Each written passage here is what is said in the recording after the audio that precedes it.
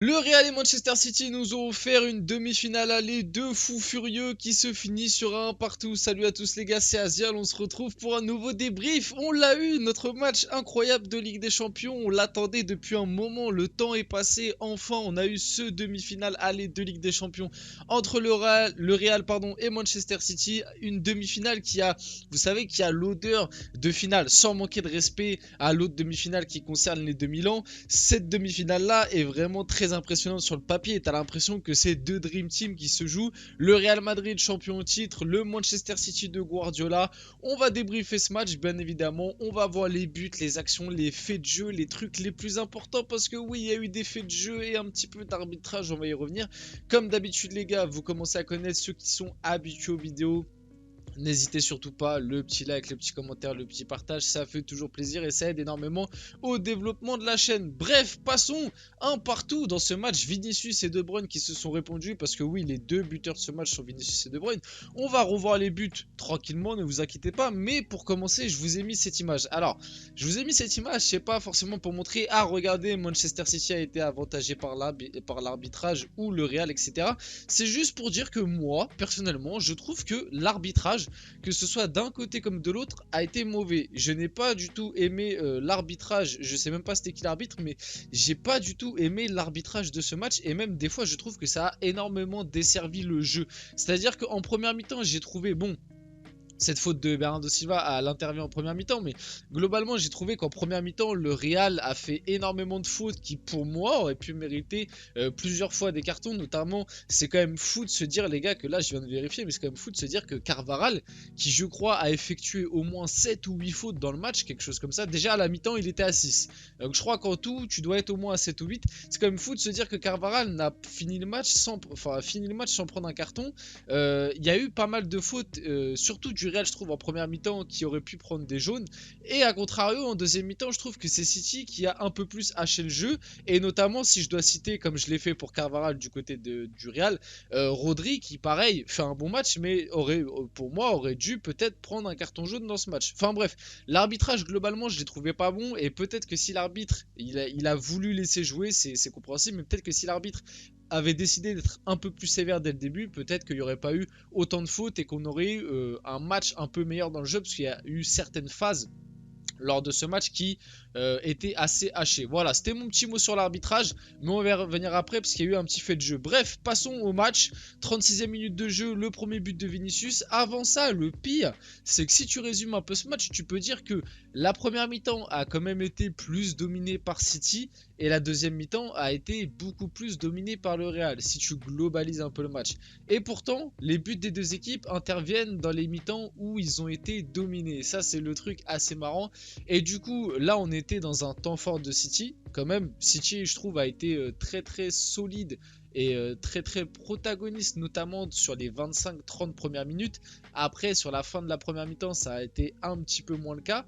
Et là, on est à la 36e minute de jeu. Le premier but du Real qui intervient un petit peu, j'ai pas envie de dire d'un exploit individuel, mais limite, parce que là, on part quand même, vous voyez, on part relance basse du Real, et Camavinga qui va jouer le 1-2, là Bernardo Silva qui s'est fait complètement avoir. On reparlera un petit peu des prestations individuelles en fin de vidéo, mais là Bernardo Silva il s'est fait complètement bouffer par Camavinga qui a parcouru quasiment tout le terrain. Il part de sa défense et ouais, 1-2 avec Modric, tac tac, une avec Modric. Après, vitesse, il met une vitesse à Bernardo Silva. La défense ne peut pas intervenir. Camavinga qui va venir glisser un petit ballon à Vinicius, magnifique, juste là. Et Vinicius qui va t'envoyer une frappe, mais une frappe, mon ami. Oh là là, et Vinicius, les gars, personnellement, je le trouve trop fort. Et je trouve qu'on n'en parle pas assez. Vous voyez, un exemple tout bête. On parle souvent de si City remporte la Ligue des Champions, Haaland pourra contester pour le, enfin pourra être un concurrent sérieux pardon pour le Ballon d'Or face à Lionel Messi.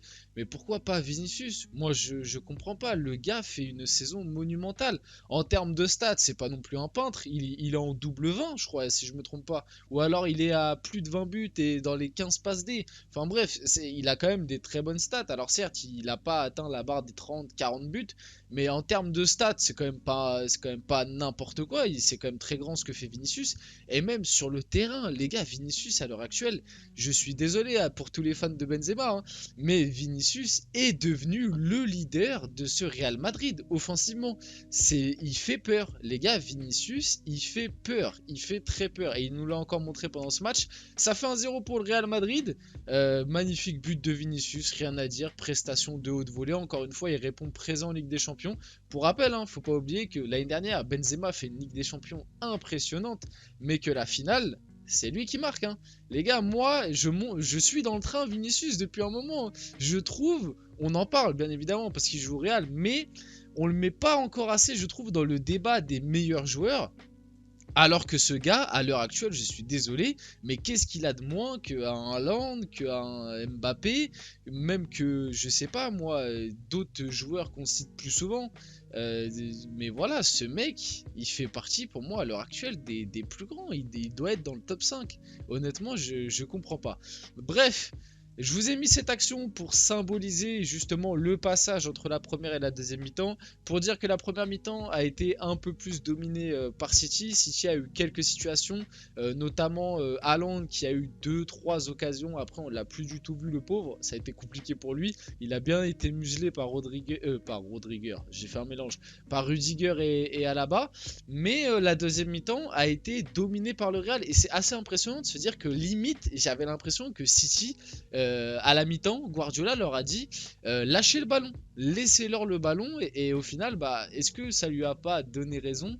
Je sais pas, parce que City a beaucoup plus souffert du coup en deuxième mi-temps, a subi plus d'occasions, mais à contrario, c'est là où il marque le but, et on va le voir, le but qui intervient à la 67e minute de jeu, un but de De Bruyne magnifique qui répond bien à celui de Vinicius. Côté gauche avec Jack Grealish qui va venir un petit peu provoquer. Voilà, qui va venir un peu provoquer. D'ailleurs, Grealish qui je vois sur les réseaux et tout, ça l'a un peu en mode il a fait un match catastrophique. Moi, je vais donner mon avis, mais je trouve pas que Grealish fait un match tant catastrophique que ça. Bernardo Silva, je veux bien entendre parce que je trouve qu'il a été vraiment en dessous de son niveau habituel. Mais Grealish, moi, je l'ai pas trouvé si mauvais qu'on veut nous le faire croire. Moi, je trouve que il a aidé défensivement, il a fait pas mal de retours décisifs, et offensivement, il a pas perdu énormément de ballons. Alors certes, il a pas fait énormément de différence, mais ça, c'est le jeu de Grealish, hein. Grealish, il percute très très peu. C'est un ailier plus conservateur que percutant. C'est sûr que quand tu compares Vinicius et Jack Grealish, bah oui, ça faut se mouiller la nuque, ça fait mal aux yeux. Mais moi, j'ai pas trouvé Grealish si mauvais que ça, honnêtement. Bref, là, il va glisser un petit ballon à Gundogan. Gundogan, dos au jeu, qui va glisser à son tour, qui va bien conserver la balle, qui va glisser à son tour le ballon à De Bruyne, entrée de surface. De Bruyne qui va la reprendre une touche, frappe puissante, un boulet de canon. Courtois ne peut rien faire. La frappe est incroyable. Ça fait un partout. De Bruyne qui fait d'ailleurs un très beau match, et le but est magnifique. Bon. Juste avant le but, je devais en parler parce que je vois que ça commence à faire énormément parler sur les réseaux. Juste avant le but de City, c'était dans l'action, peut-être 30 secondes avant que le but intervienne, quelque chose comme ça, je me souviens plus exactement. Il y a ce truc qui a fait péter un câble à Carlo Ancelotti et à certains joueurs du Real Madrid. Alors, avec ces screens-là, bah, tu peux pas voir grand-chose, je vais pas vous mentir. Mais apparemment, alors attention, je sais pas si le screen est fiable, j'ai vu ça passer sur Twitter, notamment sur les réseaux, que apparemment le ballon du coup serait sorti du terrain, et que du coup le but aurait dû, enfin en tout cas l'action qui amène le but n'aurait pas dû se passer. Je sais pas, n'hésitez pas à me donner votre avis dans les commentaires. En fait, je suis perplexe pour l'instant. Donc oui, là, si cette image est réelle, qu'elle est approuvée par l'UEFA, je sais pas, bref, si elle est approuvée par un truc fiable, oui, bon bah le but aurait dû être annulé, et du coup c'est un petit peu scandaleux. Mais voilà, j'ai trouvé ça vite fait en me baladant sur Twitter, et j'ai pas du tout la source. Donc je vous mets ça là, mais je suis pas sûr de sa véracité. Et avec ce screen là, c'est compliqué de voir si le ballon est vraiment sorti. Bon, en tout cas, action très litigieuse. Le cas Guardiola aussi, parce qu'il a fait zéro changement pendant ce match. J'ai vu que ça a fait un petit peu parler. Personnellement, je suis pas surpris. Pourquoi je suis pas surpris? Parce que Guardiola, c'est pas la première fois qu'il fait zéro changement dans un match serré de Ligue des Champions. Et puis j'ai envie de vous dire, chacun gère un petit peu son équipe comme il le veut. Oui, Guardiola aurait pu faire des changements, parce que c'est vrai qu'en fin de match, notamment les offensifs, c'est-à-dire Grealish, De Bruyne, Bernardo Silva, Haaland et Gundogan, tu sentais qu'ils étaient un petit peu cramés. Mais après, c'est son choix. Imaginez, je sais pas, imaginez à la 89e, Haaland te marque un but ou Bernardo Silva. Après, on aurait dit, ah, Guardiola, c'est un génie de pas faire des changements. Les gars, calmez-vous, c'est juste ça que je veux dire. Cette image, je la trouve magnifique. Je l'ai mis. Bon, il a rien à voir avec le débrief, mais je la trouve belle parce que la confrontation entre Walker et Vini, c'est un truc qu'on attendait énormément, un truc qui nous fait tout le temps saliver à chaque fois qu'il y a Real City. Et voilà, à la fin du match, la confrontation en plus dans le match a été pas mal. Plusieurs fois, ça s'est envoyé des petits dribbles, des petits trucs comme ça. Walker qui a bien répondu défensivement. Et puis à la fin du match, ça s'est fait un beau petit check. C'était plutôt sympa, belle image. On arrive à la fin de cette vidéo. Je vais parler vite fait des prestats individuels. Côté City, en top, De Bruyne. Ruben Dias qui a vraiment été énorme, je trouve. Ruben Dias qui fait vraiment un bon match. Tu peux mettre aussi Walker et Stones, honnêtement. Et après, je pense que c'est tout. En flop côté City, moi je mettrais Bernardo Silva et Gundogan. Je mets pas et Haaland, du coup, mon trio. Gundogan, Bernardo Silva, Haaland et Grealish. Moi je le mets pas dedans. Je trouve pas que Grealish a été si horrible que ça. Côté Real, flop, je mets Benzema. Benzema qui n'a pas été mauvais, mais c'est pas le Benzema qu'on attend. Je suis désolé, moi j'en demande plus de Benzema. Je mettrai Carvajal aussi, que moi j'ai trouvé souvent dépassé. Comme je vous l'ai dit, je comprends pas pourquoi ce mec n'a pas pris jaune au bout de 20 minutes. Souvent dépassé Carvajal.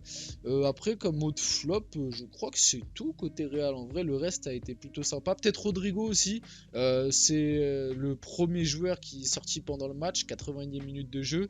Et il y avait une stat affolante. Je crois qu'à la fin de la première mi-temps, Rodrigo avait touché que 7 ballons, quelque chose comme ça. Donc peut-être Rodrigo, ouais. Peut-être Rodrigo, Benzema et Carvajal. En top, par contre, je mettrais Vini. Je mettrais Camavinga, même si c'est Camavinga qui fait une petite perte de balle sur le but.